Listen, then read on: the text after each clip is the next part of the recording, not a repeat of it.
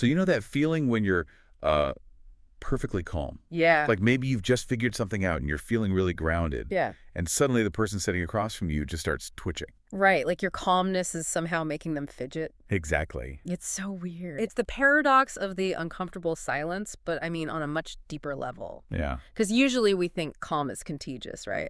Like if I'm chill, you should be chill. You would think so. But for today's deep dive, we're getting into a really specific, thorny dynamic. We're looking at why your personal sovereignty, which is basically just having your act together, can feel like a direct threat to certain people. Yeah, and we're not talking about just anyone here. We're talking about what the research calls the unintegrated person, which honestly sounds a bit clinical, It does a bit, yeah. but it basically just means someone who hasn't really sorted through their own emotional baggage yet, right? Exactly. Think of unintegrated as having a fragmented self. They have these parts of their personality, jealousy, insecurity, maybe fear that they just haven't accepted or processed. Right. So when they see someone who is integrated, someone who is whole and steady, it doesn't feel inspiring to them. It feels like an insult. See, that's the part that blew my mind. I always assume if someone is acting weird around me, I must have done something wrong.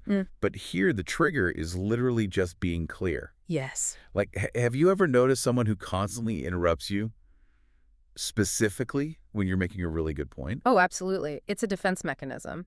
The text notes that they interrupt when you are clear because clarity is stable. Wow. And if their internal world is chaotic, your stability feels like a massive spotlight on their mess. That makes so much sense. It reminds me of that line in the reading about them laughing where reverence would be natural. Yes, that dismissal of depth. Right. But what really gets me is the relabeling game. I've definitely experienced this, where you think you're just being composed and suddenly you hear through the grapevine that you were being cold, or you're being discerning and they call it ego.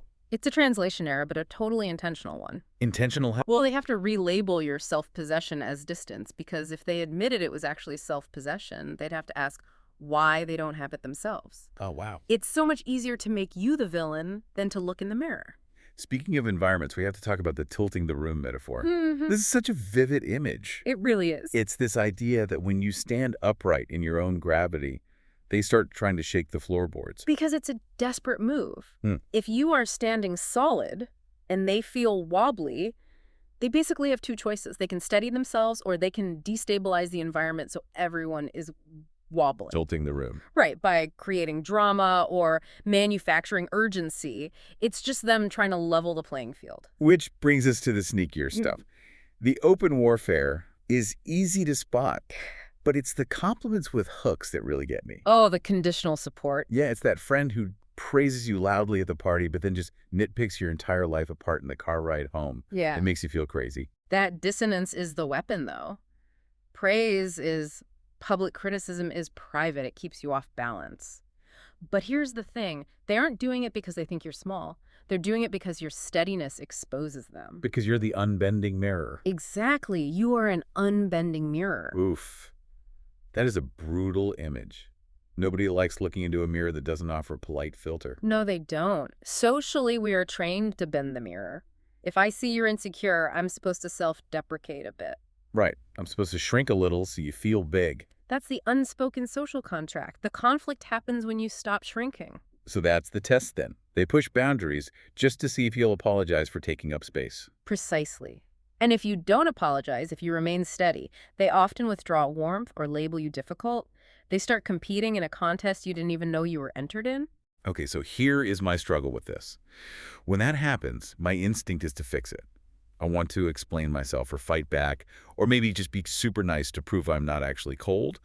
But the source material suggests that is exactly the wrong move. It is the wrong move because it's all reaction. If you argue, you've entered their chaos. Right. And if you perform humility just to soothe their anxiety, you've tilted the room for them. True stateliness, true sovereignty does not argue. It doesn't chase validation. That is so hard, though. Not performing humility. We're taught that humility is the ultimate virtue. But there's a massive difference between being humble and performing humility just to manage someone else's emotions.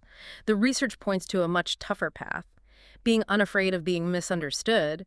If you have to strain to make them comfortable, you've lost your center. Straining to remain yourself. That's the metric, isn't it? If I'm exhausted after hanging out with someone, I was probably doing a lot of straining. And you'll notice it physically.